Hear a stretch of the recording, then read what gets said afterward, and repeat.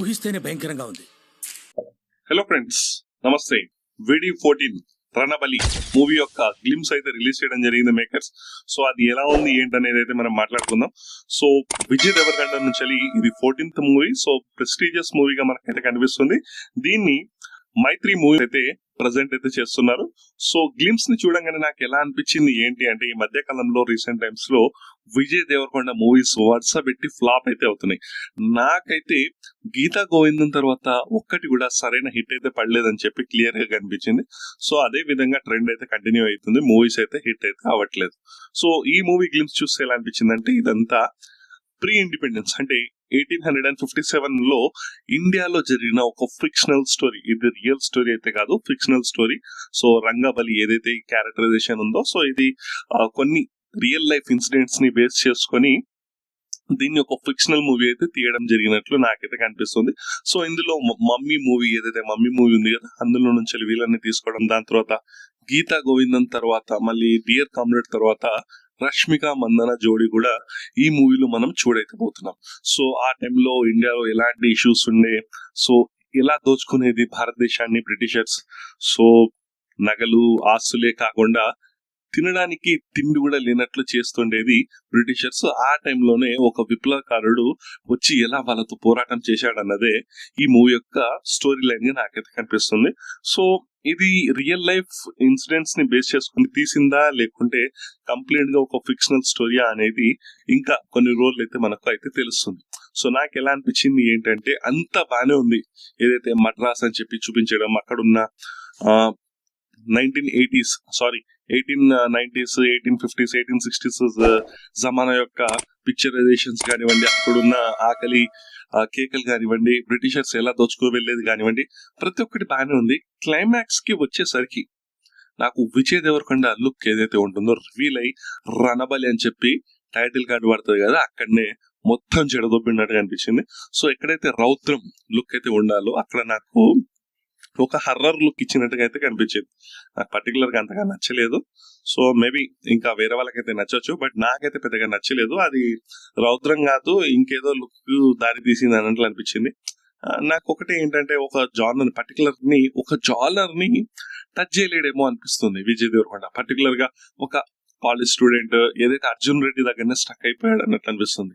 ఒక అర్జున్ రెడ్డి, ఒక గీతా గోవిందం, సో అలాంటి type of movies K perfect గా ఆప్ట్ అవుతాడు. అనవసరంగా ఈ ఏదైతే ఒక స్టార్ హీరో కావాలని చెప్పి, మాస్ హీరో ఖచ్చితంగా నిద్ర పడిపోవాలని చెప్పి ఎక్స్పెరిమెంట్ మూవీస్ అయితే తీస్తున్నాడు. అది వర్కౌట్ అయితే అవ్వట్లేదు. సో దాని తగ్గట్టు యాక్టింగ్ కూడా చేయట్లేదు అన్నట్లే నాకు అనిపిస్తుంది. సో ఈ మూవీ హిట్ అయితే అవ్వాలని చెప్పి మనైతే మనస్ఫూర్తిగా కొడుకుందాం. రీసెంట్ టైమ్స్ లో రౌడీ జనార్దన అని చెప్పి ఒక గ్లిమ్స్ కూడా అది కూడా రిలీజ్ అయింది. దాని గురించి కూడా మనం చూసాం, దాన్ని కూడా రివీల్ చేసాం. సో అక్కడ కూడా ఏంటంటే, ఒక పారడైస్ లాంటి మూవీ, ఒక హిట్ లాంటి మూవీ. సో ఆ టైప్ ఆఫ్ ఏదైతే నాని ఏదైతే జానర్ లో ఉంటుందో, సో అదే జానర్ లో కాంపిటేటివ్నెస్ ని క్రియేట్ చేస్తూ అవే మూవీస్ వస్తున్నాయి అన్నట్లు నాకైతే కనిపించింది.